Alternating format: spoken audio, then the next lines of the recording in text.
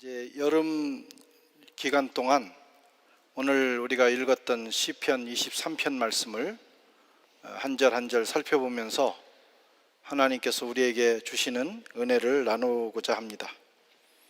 우리가 말씀을 듣는 동안에 다윗의 고백이 저와 여러분의 고백이 되기를 바라고, 또 다윗에게 부어주셨던 그 하나님의 은혜가 또 저와 여러분의 은혜가 되기를 축원합니다.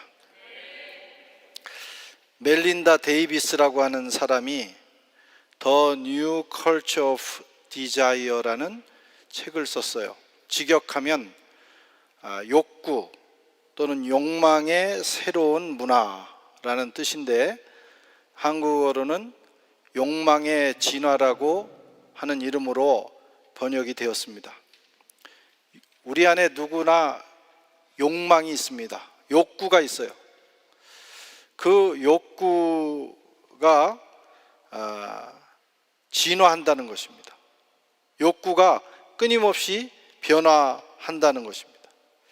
책의 내용을 한마디로 말하면 인간의 욕망이 쭉 발전되어 오다가 20세기 후반에 들어서 아주 획기적인 혁명적인 변화를 경험하게 된다는 거예요. 우리 사람이 가지고 있는 그런 욕망이 말입니다. 그래서 인간은 원래 원초적인 욕구가 있어요. 그것은 의식주의 문제, 무엇을 먹을까, 마실까, 입을까, 또 성과 육체적인 욕구 등 이런 물질적인 욕망이 있습니다. 그래서 이런 문제들이 잘 해결이 되면 사람은 비교적 만족하면서 살아가게 됩니다. 좋은 집, 잘 먹고 잘 살고 약간의 육체적 즐거움을 누릴 수 있으면 만족할 수 있다 이거예요. 그런데 20세기가 들어서면서 20세기 후반은 특별히 인터넷 혁명의 시대입니다. 인터넷이 모든 개인에게 보급이 되면서 우리는 가상 공간이라는 세계를 경험하게 됩니다. 우리가 상당한 시간을 이제는 실제 공간보다는 가상 공간에서 생활을 합니다.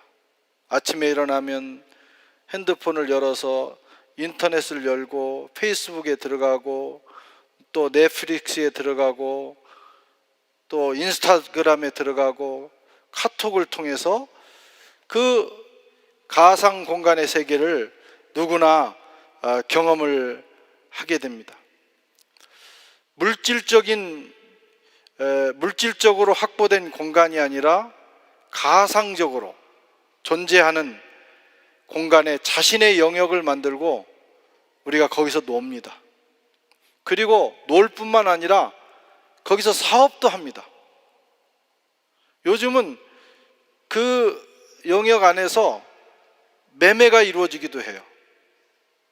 그 가상 공간 안에 이 지구 안에 있는, 가령 파리 안에 있는 모든 구조가 다 들어있어서 그 안에서 실제로 그런 건물이나 땅이 있는 건 아닌데 호텔도 사고 팔고 또 자기가 어떤 부지를 또 사기도 하고 하면서 경제적 활동까지도 이루어지는 시대를 살고 있습니다. 이게 이제 가상 공간의 세계에 우리가 진입하게 된 것인데, 그러면서 보이지 않는 것들에 대한 눈도 열리는 거예요. 우리 생각에는 문명이 발달을 하고 우리가 첨단의 세계를 살게 되면 뭐 하나님 나라, 영적인 세계 이런 것은 가당치 않다, 여기서 우리가 충분히 만족할 수 있다, 그렇게들 생각하지만, 물질이면 된다, 돈이면 된다라고 생각하지만 그렇지 않다는 거예요. 가상 공간을 경험하면서 우리 마음속에 저 내면 깊은 곳에 나도 모르는 사이에 이 물질 세계가 아닌 어떤 영적 세계, 보이지 않는 것들에 대한 그 가치를 경험하게 된다. 그러면서 그 욕구가 생기게 된다는 것입니다. 그것이 20세기 후반, 21세기에 탄생하게 된 욕망의 혁명적인 변화입니다. 그 결과 사람들은 마음의 안정, 정신적인 치료, 영혼의 기쁨 등 인간의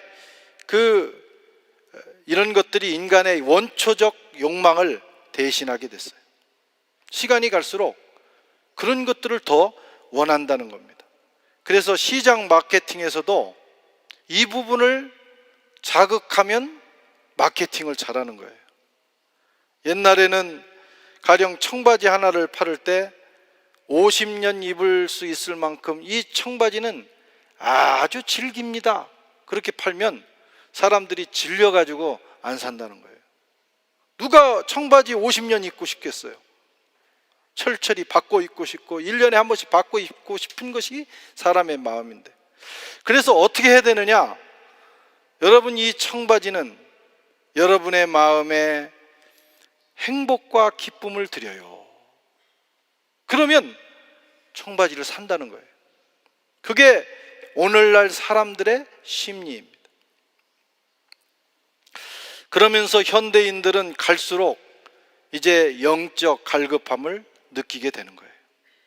물질 세계가 극대화되고 더 발전할수록 사람들 마음 깊은 곳에 또 하나의 갈증이 있는데 그게 바로 영적 갈증입니다. 문명이 발달하고 삶이 편리해질수록 사람들은 영적 갈급함에 시달립니다. 매우 역설적인 일이에요.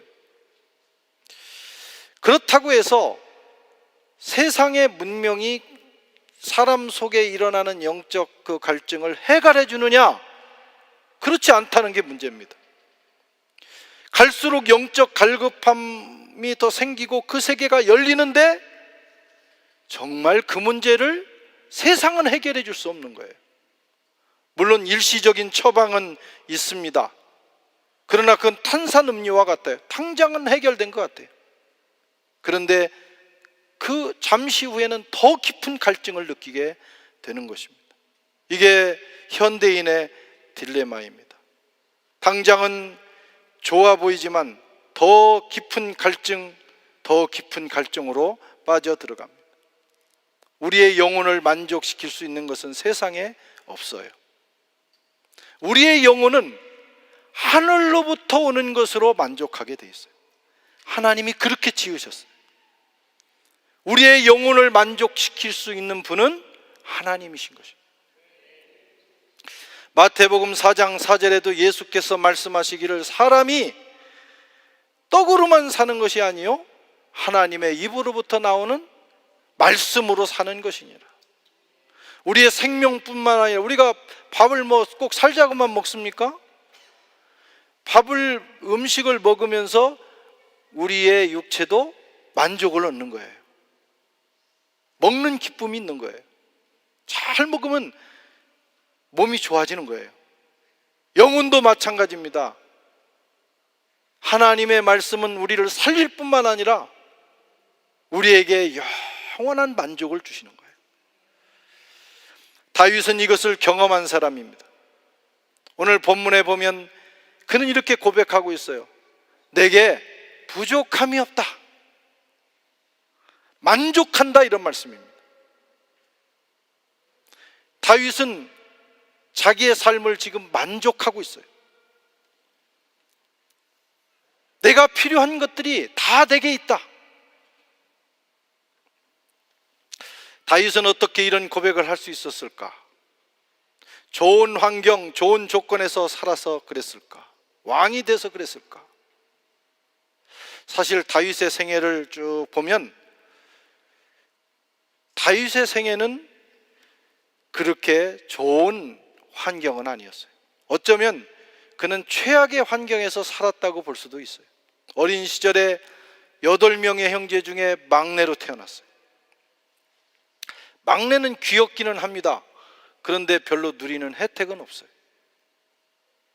7명의 형들은 다 성공해서 정계에 진출했어요. 사울의 내각에 등용이 됐어요. 막내 아들 다윗은 집에서 아버지가 키우는 아버지 집에 양을 돌보는 목동이었어요. 허드렛 일을 하는 거예요. 사무엘이 사울 대신에 새로운 왕을 세우기 위해서 하나님의 계시를 따라 이새의 집에 갔어요. 몰래 기름을 부으려고 하는데 아들들이 하나 둘 나옵니다. 하나님 노. 모든 아들들 하나님 거절하셨어요. 끝났어요. 이새도 더 이상 생각이 없어요. 7명 소개하고 더 이상 소개할 이유가 없어요. 그래서 묻습니다. 또 없냐? 있기는 있는데 지금 저 들판에서 양치고 있어요. 저놈은 별 볼 일 없는 놈이에요. 그런 것입니다.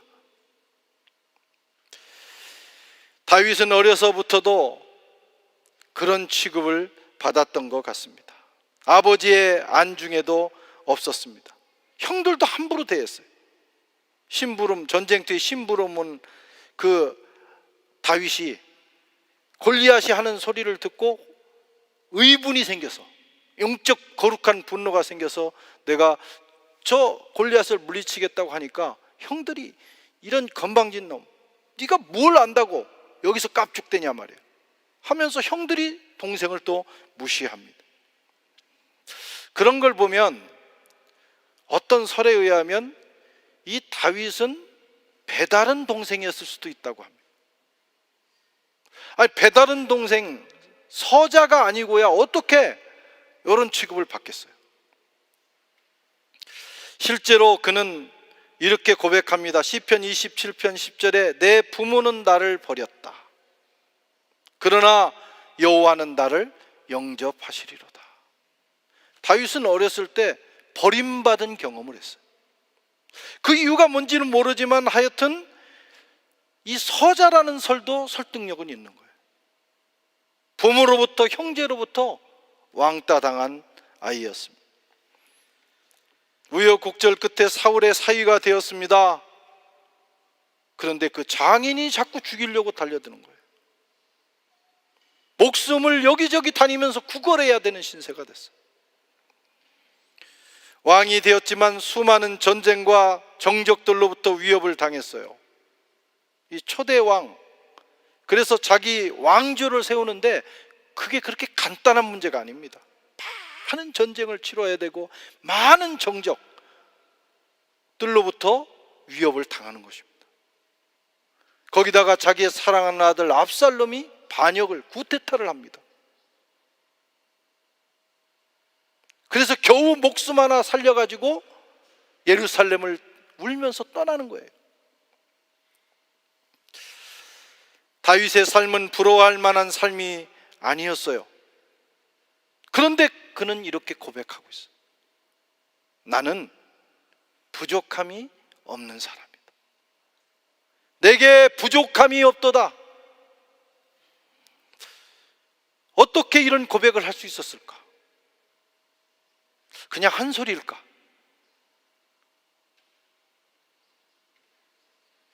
위선적인 표현일까? 글을 써야 되니까. 그렇지 않다고 생각합니다. 이것은 다윗 깊은 곳으로부터 나온 절절한 고백입니다. 이런 여러 악조건을 속에서 평생을 살아왔지만 그는 늘 나는 부족함이 없는 사람이다. 나는 만족할 수 있다 하면서 하나님 앞에 감사하는 인생이었습니다. 어떻게 해요? 그의 만족, 그의 부족함이 없는 삶의 조건은 환경에 있지 않았기 때문에 그의 만족은 하나님과의 관계로부터 왔어요. 아무리 환경이 어려워도요, 하나님과의 관계가 좋은 사람은 전쟁통에서도, 고통 중에도, 실패 속에서도 만족할 수 있어요. 감사할 수 있어요. 나는 모든 것을 가지고 있다 고백할 수 있어요. 왜냐하면 하나님이 모든 것이니까. 이 세상의 모든 것은 하나님으로부터 나왔으니까. 그가 주인이시니까. 그래서 오늘 시를 이렇게 시작합니다. 여호와가 나의 목자시니. 다른 조건이 없습니다. 나는 그의 양이고 그분이 나의 목자 되시니 더 이상 부족할 게 내게는 없다. 인생의 행복과 만족이 환경과 조건에 있지 않다는 말씀입니다. 하나님과의 관계, 하나님을 목자로 모시고 사는 우리 양들은 언제나 행복할 수 있고 만족할 수 있고 모든 좋은 것에 부족함이 없는 인생이 되는 거예요. 이것이 영적 신비입니다. 이 만족은 하나님으로부터만 오는 것입니다. 하박국도 고백합니다. 비록 무화과 나무가 무성하지 못하며 포도나무에 열매가 없으며 감람나무에 소출이 없으며 밭에 먹을 것이 없으며 우리의 양이 없으며 외양간에 소가 없을지라도, 여기까지 다 없는 것밖에 없어요. 어쩌면 지금 하박국이 처한 상황은 여러분과 제가 처한 상황보다 훨씬 더 열악합니다. 인간적으로 아무 소망이 없어요. 만족할 수 있는 것이 없어요. 가진 게 없어요. 그런데 그는 이렇게 고백합니다. 나는 여호와로 말미암아 즐거워하며 나의 구원의 하나님으로 말미암아 기뻐하리로다. 그의 영혼에는 기쁨과 즐거움이 넘쳐났습니다. 여러분의 마음에는 기쁨과 즐거움이 있습니까? 왜 죽을 상을 하고 살아갑니까? 어떤 분들은 늘 얼굴에 그 상이 죽을 상이 있어요. 늘 초상집이에요. 슬프고 만족스럽지 못하고 막 짜증나고 승질나고 막 보는 사람도 짜증나요. 왜 그렇게 살아갑니까? 이유가 있습니다. 나름대로 여러 탓을 합니다. 그러나 그리스도인 하나님을 믿는 우리는 다른 삶을 살아야 돼. 어떤 상황에서도 우리는 기뻐하고 즐거워할 수 있어요. 나는 만족한다. 하나님 앞에 감사하면서 영광 돌릴 수 있어요. 얼굴에 기쁨이 넘쳐날 수 있어요. 어떻게? 하나님이 우리의 목자가 되시니까, 그분이 우리의 아버지가 되시니까. 그걸 점검해야 됩니다. 그 사람이 진정한 그리스도인입니다. 하나님이 우리와 함께 하시고, 여러분, 하나님과의 관계가 잘 회복된 사람은 정말 행복할 수 있어요. 저 사람 미쳤나 봐. 어떻게 그런 상황에서 저런 표정을 하고 저렇게 감사하면서 기뻐하면서 살아가지? 사실 미친 거예요. 정상은 아니라 이거예요. 세상 사람들 기준으로. 그러나 우리는 그렇게 살 수 있어요. 어떻게? 하나님과의 관계를 통해서. 하나님과 좋은 관계를 이루어가면 하늘로부터 우리의 내면, 우리의 영혼을 만족시키는 은혜와 능력이 흘러 들어오는 것입니다. 다윗은 그런 삶을 살았습니다. 오늘 저와 여러분도 특별히 코로나 전국을 살아가는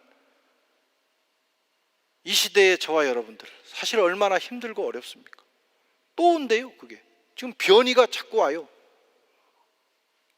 막 20만 명, 30만 명으로 늘어나요. 아마 이것으로 끝나지 않을 수도 있습니다. 우리는 계속해서 한 몇 년 주기로 이런 고통을 겪어야 될지도 몰라요. 그렇다고 우리가 죽을 상을 하고 살 수는 없잖아요. 늘 두려워하면서 불만하면서 왜 인생이 이러냐, 그래 살 수는 없잖아요. 그런 상황에서도 하나님이 우리에게 주신 아름다운 인생을 찾아서 누리고 기뻐하면서 감사하면서 오늘 현재를 살아갈 수 있어야 합니다.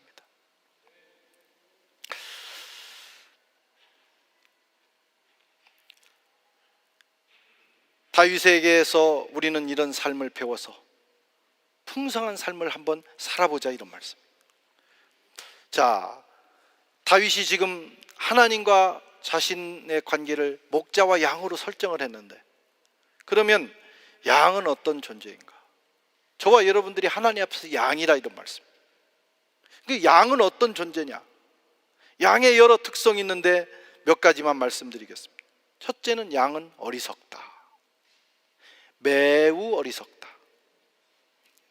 그래서 무모한 행동을 합니다. 네? 저 길로 가면 죽는데 꼭 그 길로 가는 게 양이에요.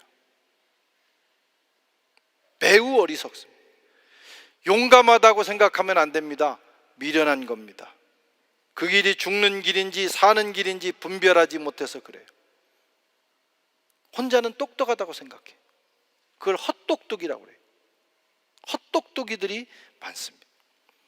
사람이 그렇다는 거예요. 스스로는 굉장히 영리하고, 사람들 다 만나보세요. 바보도 자기는 영리하다고 생각해. 그래서 바보도 다른 사람을 다 판단하고 자기가 맞다고 생각합니다. 스스로 똑똑하다고 생각하면서 살아갑니다. 그러나 하나님 보시기에 어리석기 그지없다. 그게 사람이에요. 사리를 정확하게 분별하지 못하고 그 길로 가면 죽는 길인 줄 알면서도 그 길로 가는 것이 사람입니다.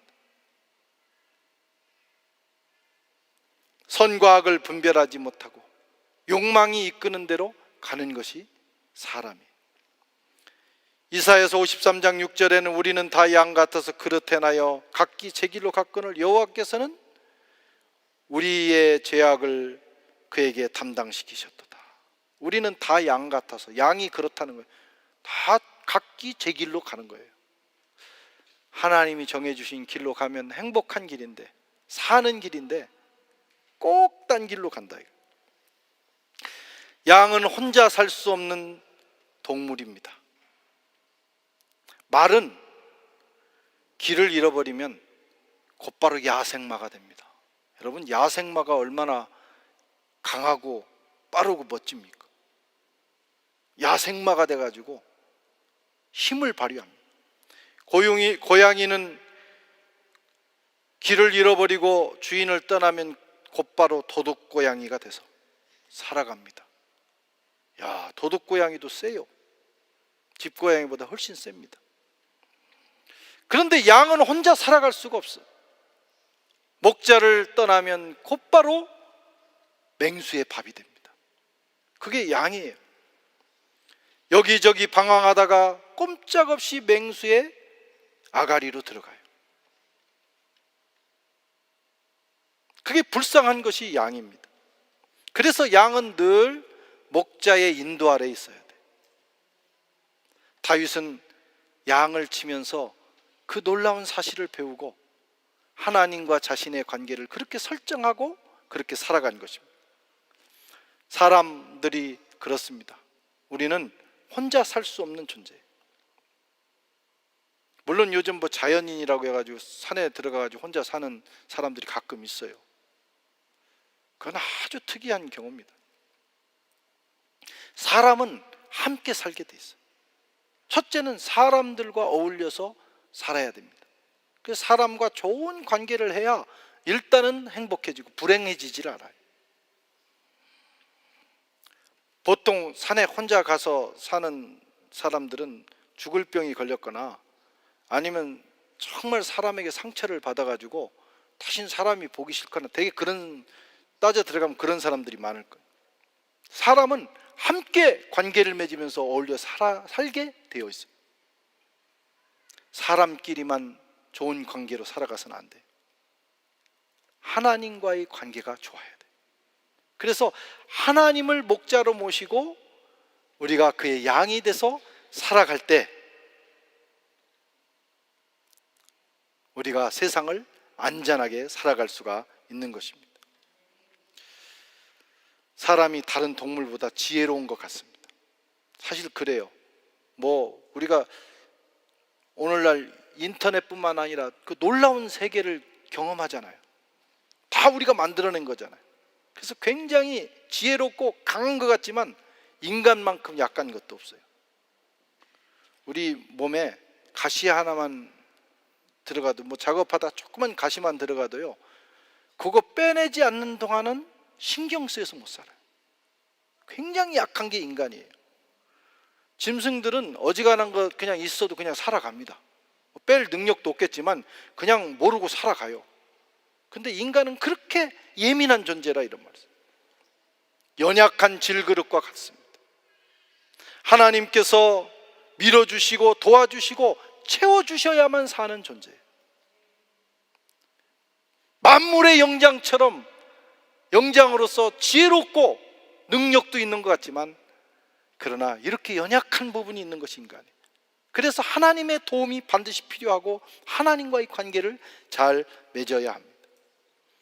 조금 잘 된다고 교만하면 안 됩니다. 뭐가 된 듯이 자만해서도 안 됩니다. 늘 나는 하나님이 없이는 안 되는 존재다. 내가 아무리 지혜롭고 아무리 많이 배웠고 아무리 세상에 좋은 조건을 가지고 있어도 하나님이 은혜 주시지 않으면 안 된다. 하나님 내게 오늘 또 은혜를 부어 주시옵소서. 이런 고백을 하면서 살아가야 하는 것입니다. 그러면 하나님은 우리의 목자가 되셔서 우리를 밀어주시고 도와주시고 은혜를 베풀어 주시고 우리의 앞길을 인도해 주십니다. 왜 기도하지 않습니까? 성도가, 금년은 우리가 기도의 해 아닙니까? 여러분 기도하고 계세요? 우리가 수시로 기도해야 됩니다. 길을 가면서도 기도하고, 아침 저녁으로 어떤 일을 시작할 때도 잠시라도 엎드려서 기도해야 돼. 기도하지 않는 이유는 내 힘으로 할 수 있다고 생각하기 때문에. 목자 필요 없다, 목자의 도움 필요 없다, 그렇게 생각하기 때문에 기도하지 않는 거예요. 왜 감사하지 않고 불평과 불만을 하며 살아가나요? 매사에, 범사에. 왜냐하면 내 힘으로 살아왔다고 생각하기 때문에 감사하지 않아요. 이거 뭐 내가 한 건데, 뭐 내가 노력한 건데, 내가 잘나서 그런 건데. 어리석은 것입니다. 만약에 지금까지 살아온 것이 하나님의 은혜였다고 믿는다면 우리 입에서는 불평은 끝나고 항상 감사와 찬양이 넘쳐날 것입니다. 목자는 어떤 존재인가? 하나님이 목자가 되셨는데, 목자는 우선 자신의 양을 잘 압니다. 목자는 양 자신보다 양을 더 잘 알아요. 양의 전문가, 그게 바로 목자입니다. 한 마리 한 마리의 관심을 가지고 개인적인 특성을 파악합니다. 그리고 이 양들은 이 목자의 음성을 또 듣고 따라가게 됩니다. 요한복음 10장 14절에는 나는 선한 목자라 내가 양을 알고 양도 나를 안다, 주님 말씀하셨어요. 목자와 양은 그런 관계예요. 목자가 양의 모든 특성을 알아요. 그런 관계를 맺다 보면 이 지혜로운 양들은 어느 날부터 이 목자의 음성을 듣기 시작합니다. 하나님은 저와 여러분들의 목자이십니다. 우리를 잘 알고 계셔요. 우리의 생각도 아시고 연약함도 아시고 고민, 아픔, 꿈, 비전도 아셔요. 너무 걱정할 거 없어요. 그분이 다 알고 계셔요. 우리의 필요를 알고 계시다, 이런 말씀. 그리고 한 사람 한 사람의 이름도 기억하고 계십니다. 우리를 부를 때 야 선한 교회 성도들아 그렇게 부르지 않아요. 여러분 이름 한 사람 한 사람을 주님은 아십니다. 저는 혹시 여러분들 이름을 기억할지 못할 수도 있어요. 요즘은 아주 가까웠던 사람 이름도 자꾸 한참 가물가물할 때가 있어요. 여기 같은 동족이 계신 것 같으네. 어느 때부터 자꾸 잘 기억이 안 날 때가 있어요. 사랑하지 않아서가 아니에요. 이 기억력의 문제인 것 같아요. 하나님은 전혀 문제 없으십니다. 여러분들의 모든 것을 기억하십니다. 딱 기억하지 않는 것이 하나 있는데 우리가 하나님 앞에 잘못했다고 회개한 내용은 기억하지 않으십니다. 그런데 우리의 모든 것들을 하나님은 기억하고 계신다. 목자는 먹이고 인도하고 지키는 책임을 집니다. 목자에게는요, 책임이 있어요. 목자는 양들의 건강을 늘 점검합니다. 그리고 우리 양들을 어디로 데려가면 배불리 먹게 하고 좋은 물을 마시게 할 수 있을까 하면서 늘 고민하는 것이 목자입니다. 특별히 팔레스틴의 목자는 그런 존재예요. 다윗이 살았던 그 지역, 그 유다 지역은요, 광야가 있는 지역이에요. 거기는 우기에는 그래도 풀이 있지만 건기가 되면 풀과 물이 없어요. 목자의 고민은 풀과 물이 없는 이런 상황에서도 어떻게 하면 내 양을 먹이고 마시게 할까? 그게 고민이에요. 그것을 잘 찾아내는 목자가 최고의 목자입니다. 하나님은 그러신 분이에요. 최고의 목자입니다. 목자는 또한 양들을 맹수의 이빨에서 지켜내기 위해서 밤을 지새웁니다. 목자는 자는 것 같지만요, 늘 깨어 있어요. 그래서 어디서 이상한 소리만 나면 벌떡 일어나서 자기 양들을 지킵니다. 다윗이 그랬어요. 심지어는 양 한 마리 지키려고 사자하고 싸우고 곰하고 싸웠대요. 여러분 상상을 해보세요. 사자하고 싸웠어요. 피투성이가 되는 겁니다. 양 한 마리 지키기 위해서. 그게 목자라는 거예요.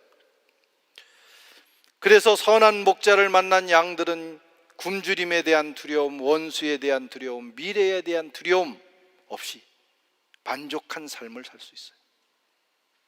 근데 그 양들 가운데도 목자를 못 믿는 양들이 있어. 그래서 혼자 고민한다. 뭐 그건 어쩔 수 없어요. 팔자가 그런 거예요. 그 양들은. 그러나 목자를 신뢰하면 마음에 평안이 옵니다. 목자가 다 알아서 해주는 거예요. 우리가 열심히 살고 직장 생활하고 공부하고 뭐 최선을 다하지만 사실 우리 인생을 책임져 주시는 이는 하나님이셔요. 일용할 양식을 책임지시겠다고 말씀하셨어요. 물론 그렇다고 아무것도 하지 않고 게으르게 살라는 건 아니에요. 그러나 먹고 살기 위해서 그러는 건 아니에요. 우리에게 주신 인생을 성취하면서 하나님 영광 드러내려고 우리가 열심히 사는 거지, 사실은 우리 인생은 하나님이 책임져 주시는 것입니다. 예수님은 이 땅에 그 일을 위해서 오셨어요. 먹이시고 입히시고 고치시고 인도하시기 위해서. 심지어는 십자가에 죽으시면서 예수님 말씀하기를 내 살을 받아 먹어라, 내 피를 받아 마셔라. 주님은 떡만 주신 것이 아닙니다. 오병이어만 베푸신 것이 아니에요. 십자가에서 자기의 모든 피와 물과 자기의 몸을 주시면서 우리의 영원한 양식이 되셨습니다. 자기 생명까지 주시니가 뭘 아끼시겠어요? 우리를 위해서 십자가에 죽으시니가 뭘 아끼겠어요? 마태복음 20장 28절에는 인자가 온 것은 섬김을 받으려 함이 아니라 도리어 섬기려 하고 자기 목숨을 많은 사람의 대속물로 주려 함이라. 요한복음 10장 11절 나는 선한 목자라. 선한 목자는 양들을 위하여 목숨을 버리거니와. 예수님은 그런 존재로 우리에게 오셨어요. 그분이 우리의 주님이십니다. 우리가 양의 위치로 돌아가서 목자이신 그 주님과의 관계를 회복하는 것이 중요해요. 그리고 그분과 좋은 관계를 맺게 되면 이런 은혜가 저와 여러분들의 삶에 흘러 들어오게 되는 것입니다. 사랑하는 성도 여러분, 선한 목자 되신 우리 주님을 늘 의지해서 살아감으로 저와 여러분의 삶이 풍성한 삶, 특별히 하늘로부터 오는 그 영적인 평안과 기쁨과 능력이 넘치는 삶이 되시기를 주의 이름으로 축원합니다. 하나님